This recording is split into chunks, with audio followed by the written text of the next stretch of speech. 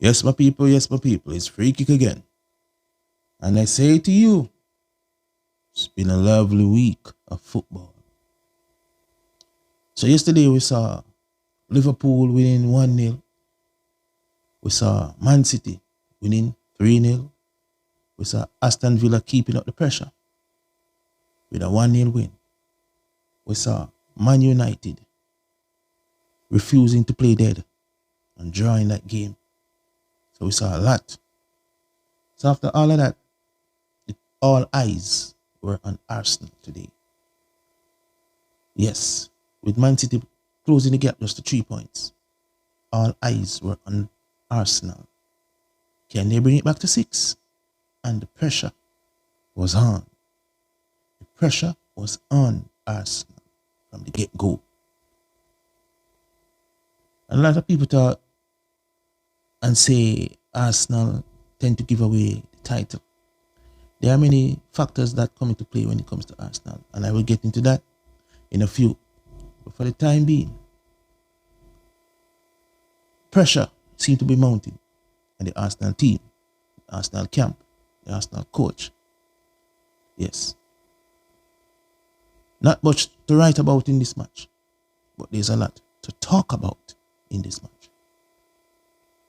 Because there's so much expectation this year from Arsenal. There's a lot of expectation this year from Arsenal. Okay? Now, from the beginning, there has been a little bit of problems. Some of these problems, they have been hidden, not reported, but they tend to rise like cream and coffee. One of the negative with Arsenal over the week is Saka. Saka is injured. And Saka's injury is not just for this year. Saka's injury has been 2 to 3 years back. Just not taking enough time to get better. That is Saka's problem. Havertz has been injured since the start of the season, has played maybe 2 or 3 games, and he's back on the injury list. These players need good amount of time to get better. Calafiori, he was injured in the World Cup qualifying for Italy. He did not play. So he's injured a long time ago. Saliba, the French defender, injured. Some will say tired, but I think he's injured. A lot of these players are not getting any rest. Gabriel, the defense, is not getting any rest. Declan Rice is not getting any rest. A lot of these players are not getting any rest for Arsenal. So they look rather lethargic on the field. Now, as I say, this is no crunch time. This is no crunch time. Some of these players, they are carrying injury, not yet healed. Odegaard, still not yet better. Trossard, still not better. And these new signings are not making the cut. So we start with the defender, Gabriel. Gabriel is lucky he didn't get a red card. He is very lucky. There was another offense, another yellow card offense, and he was not sent off. So he can consider himself very lucky. So he can play the next game. Because if he had, oh my God, Gabriel seemed rather, let us say, bamboozled. Because Saliba is not beside him. Remember, Saliba is his partner over the years. And then he has to be monitoring the ship, the defensive ship, with the new signings. Can copy. Right? Then Timber struggled in this game. Timber was just struggling all over the place, giving away the ball. Yeah? Not so well organized tackles. Zubimendi, headless chicken, just running about, headless chicken, Zubimendi. And this baller was, so much was expected of him, but Zubimendi is the type of baller that will play good today, not seen tomorrow or the next match. That's how he plays. I don't know if the coach has anything to do with it. Will tell him to go forward or tell him to just sit back. So he's not being the type of person he would like to be on the field. Declan Rice, completely tired. Declan Rice, completely tired. You cannot play a whole season of football, no rest. Every game, Declan Rice. Declan Rice. Even when other players get a rest, not Declan Rice. And I thought that people like Norgard and Zubimendi came in to help him in that position. That's what I thought. That's the impression I got. But it seemed as if Rice is the one actually helping them. And they didn't come in to help him. We have Trossard. Trossard is just not the Trossard of the years gone by. You know, age creep up. You can't do much running anymore. These players, they are more energetic than him, more athletic than him. So he cannot really keep up for long. And he's always been substituted.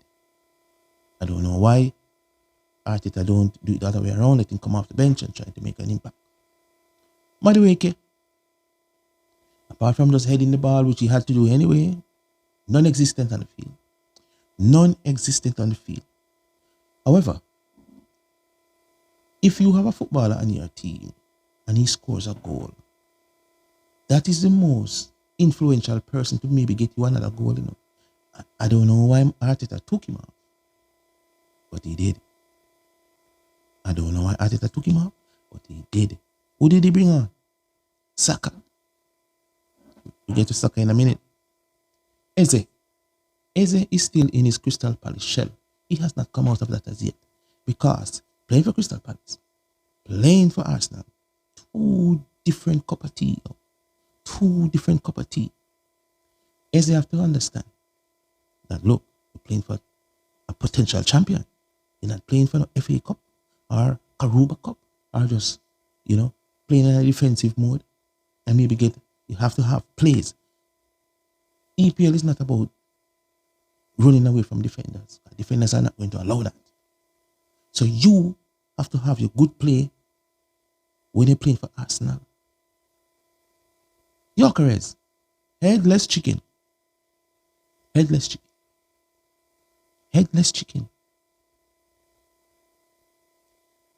He scored in the last game. But the last game was against who? Not a potential champion. Not a top 6 player. That's Sunderland, yo. So sometimes you win against teams. We don't even look at that. We don't even look at that. So Gyökeres need to work on his team. Gyökeres seems to be too stout. He cannot carry the weight. He gets the ball. He does not know what to do with it. Yeah? He does not play well with certain players. Gyökeres does not play well with certain players.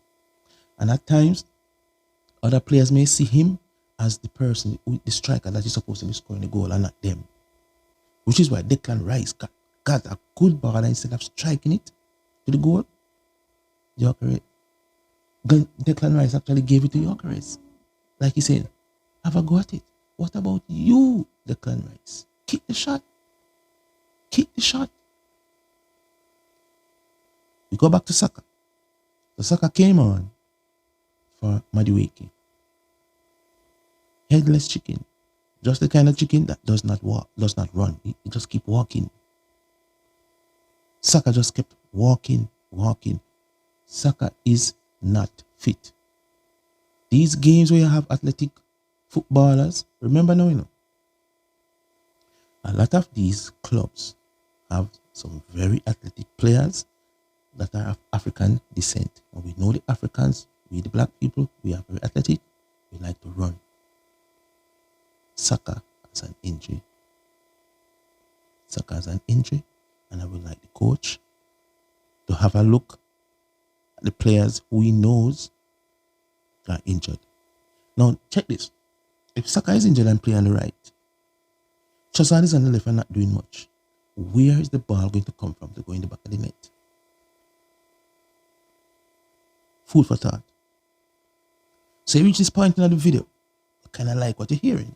It's time for you to subscribe, like and share as we continue. Okay. So we move from Saka, we go to Raya.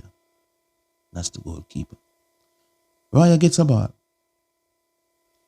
And instead of throwing it out, kick it out or something over in the other half, pass it to one of your wing backs, he rolls it while his teammate back his turn. Guess who picks up the ball? Brentford, the opponent, picks up the ball. Luckily, the defense was there to stop and prevent the goal. I don't know what kind of mistake that. You cannot do that and say you want to win the EPL. Simple mistakes. You're doing turnovers, simple turnovers where you were not troubled. You're giving away free kicks. You're giving away throws. You're giving away corners, and you were not under any pressure. So how can the team that loves free kicks, giving away so much free kicks, you will be punished? Martinelli get a good chance. Good chance. Just slap it with the left foot. No. Control, trying to put it on the right. The keeper is there. Who is that keeper? That keeper goes by the name of Kehela. He used to keep for Liverpool. He was Liverpool's second goalkeeper. And last year when Alisson was out for about 3 months, he was there making all the saves. Everybody thought he was better than Alisson at that point. So Brentford has a very good goalkeeper. We have to spank shots to pass him. So you can't get a ball in the 6 yard and think that goalkeeper is just going to wait on you to dress it up, fix it up, decide which foot you're going to kick it with. No. Kehela is not going to do that. He's coming for it. And of course, what did he do?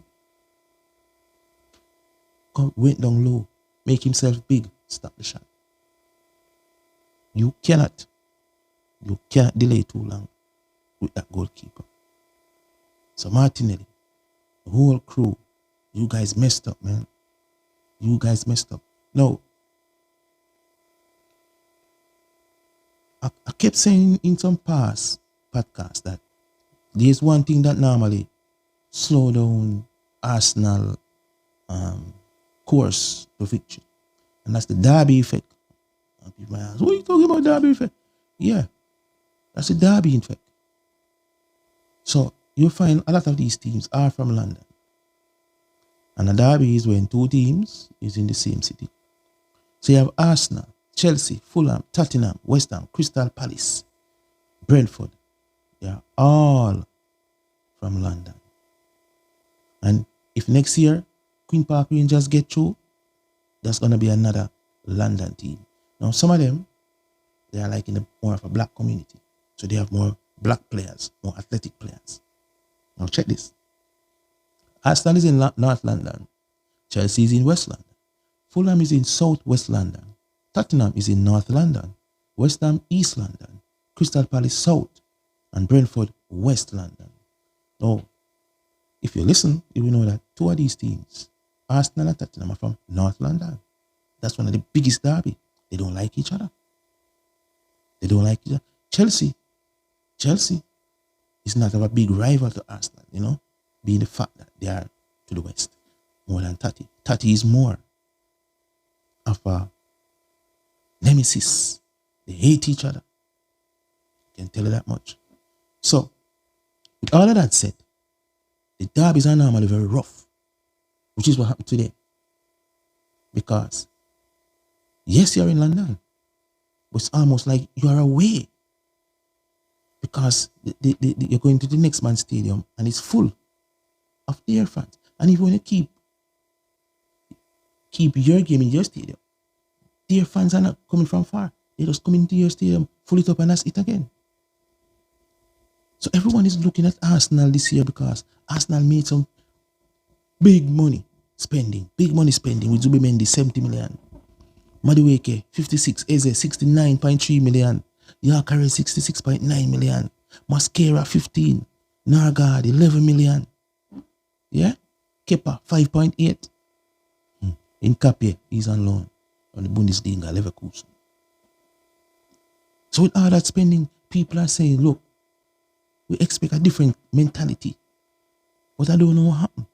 I don't know if it's the coach because the coach is the common denominator leave now. Remember, the team has changed a bit, so the coach is still the common denominator. Well, as we say about the derby earlier, the derby. Just check this. February 15, which is Sunday coming, Arsenal will play Wigan Athletic at home. I think that's the FA Cup. Yes, it is the FA Cup. Wigan Athletic at home. Will Arteta change up his team and play the B team so that some of these men can get rest? Then we're going back to the EPL, the Premier League. And February 18 is going to be Wolves away. So they are doing an away game again. Get it? Arsenal is going to do an away game on February 18 at Wolves. Now, if they even draw at Wolves, it's a problem. It's going to be a problem with a lot of these fans. If they lose, it's a worse problem with a lot of these fans. Because after that away game to Wolves, it's the London Derby again. North London Derby. Arsenal versus Tottenham. That is February 22. That's big rivalry. And I think Tottenham hates them, coming for them wicked and bad. Then on March 1st, it's going to be another derby. So you see, Arsenal is going through a patch now. If they don't weather this storm the right way, it's going to be problems. Because on March 1st, they have Chelsea away. In other words, they're going to Chelsea Stadium. And Chelsea is hard for them because they knocked Chelsea out of Carabao Cup. Arsenal fans, be very weary. Then on March 4th, they're going to go to Brighton away again. That's a very hot one. Arsenal versus Brighton away. Wow. Then March 15. March the 15th. What do we have here? Brighton at home. Which game is that? That's on the FA Cup. But anyway, man, it's really rough on Arsenal. And after all of those, the latter part of the season is going to be 2 derbies again. I'm telling you, these derbies are the problem for Arsenal. In the latter part of the season, they are going to have Fulham away and West Ham at home. So my Arsenal fans, what do you think? Let me know what's going on in the comment section. Can Arsenal make their mind up that they want to win this title? Can Man City overtake and win this team? I got you.